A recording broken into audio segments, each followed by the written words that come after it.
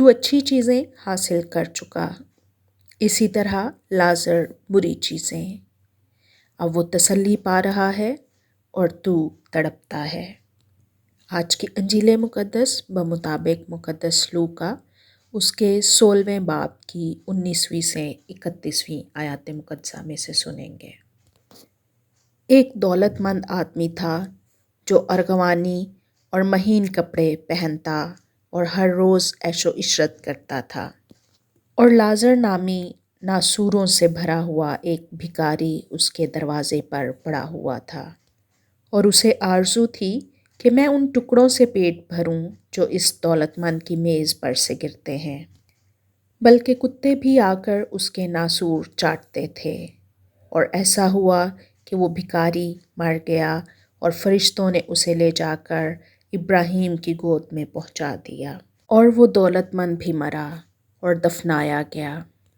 اور جب اس نے عالم اسفل کے عذاب میں مبتلا ہو کر اپنی آنکھیں اٹھائیں تو دور سے ابراہیم کو دیکھا اور لازر کو اس کی گود میں، اور اس نے پکار کر کہا کہ اے باپ ابراہیم، مجھ پر رحم کر اور لازر کو بھیج تاکہ وہ اپنی انگلی کا سرا پانی سے بھگو کر میری زبان ٹھنڈی کرے، کیونکہ میں اس آگ میں تڑپتا ہوں۔ پر ابراہیم نے کہا، بیٹا، یاد رکھ کہ تو اپنی زندگی میں اچھی چیزیں حاصل کر چکا، اور اسی طرح لازر بری چیزیں۔ بس اب وہ تسلی پاتا ہے پر تو تڑپتا ہے۔ اور ان سب باتوں کے علاوہ ہمارے تمہارے درمیان ایک بڑا گڑھا حائل ہے، ایسا کہ جو یہاں سے تمہارے پاس جانا چاہیں نہ جا سکیں، اور نہ وہاں سے یہاں آ سکیں۔ تب اس نے کہا، بس اے باپ، میں تیری منت کرتا ہوں کہ تو اسے میرے باپ کے گھر بھیج، کیونکہ میرے 5 بھائی ہیں، وہ انہیں آگاہ کرے، ایسا نہ ہو کہ وہ بھی اس جائے عذاب میں آ پڑیں۔ مگر ابراہیم نے کہا، ان کے پاس تورات موسیٰ اور صحائف انبیاء تو ہیں، وہ ان کی سنیں۔ اس نے کہا، نہیں اے باپ ابراہیم، لیکن اگر کوئی مردوں میں سے ان کے پاس جائے تو وہ توبہ کریں گے۔ مگر اس نے اس سے کہا کہ جب وہ تورات موسیٰ اور صحائف انبیاء کی نہیں سنتے تو اگر مردوں میں سے کوئی جی اٹھے تو اس کی بھی نہ مانیں گے۔ پاک کلام کا پڑھا اور سنا جانا ہم سب کے لیے باعث برکت ہو۔ خداوند کا شکر ہو۔ آج کے اس انجیلی اقتباس میں ایک سوال اٹھا ہے کہ اس غنی کا کیا قصور ہے؟ نہ تو اس نے پولیس کو بلا کر لازر کو گرفتار کروایا، اور نہ ہی اس نے لازر کو مارا ہے، نہ ہی اس نے اپنے میز سے گرنے والے ٹکڑے لازر کو دینے سے انکار کیا۔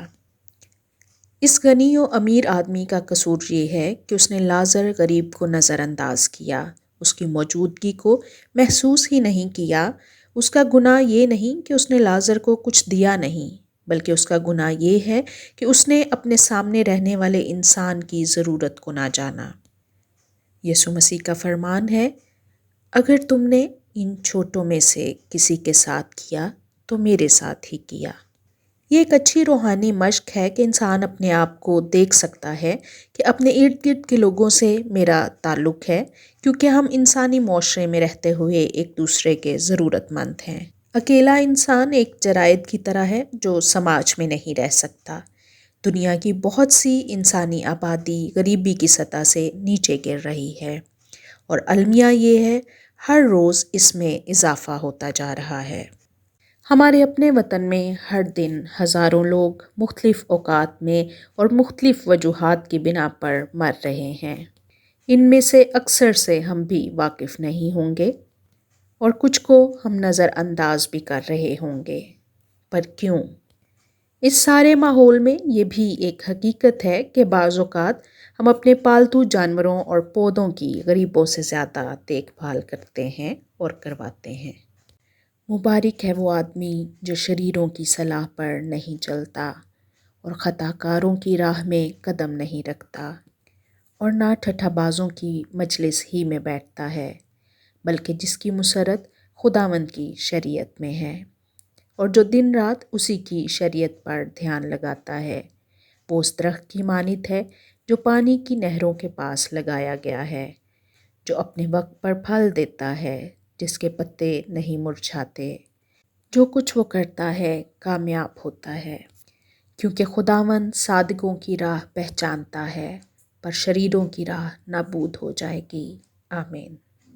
آج ہم غریبوں کی مدد کرنے والوں کا ساتھ دیں گے اور ان کے لیے دعا بھی کریں گے۔